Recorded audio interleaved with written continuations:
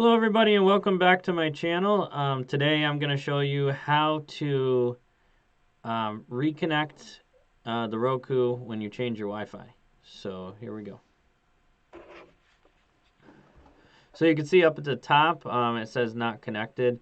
I find the remote when it's not connected to Wi-Fi to be unresponsive, so don't panic and think it's a remote problem. Just keep hitting the button. I don't know why they haven't fixed this glitch. Oh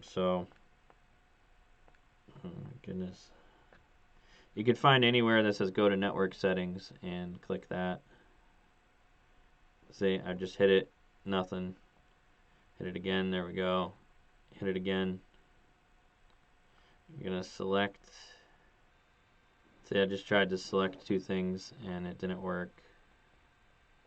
You just have to be patient. I understand it's super annoying, but look, we're back online. So, as you can see up top now, the time displays.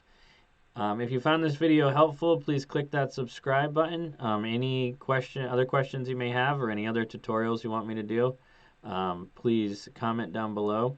Thank you, and have a great day.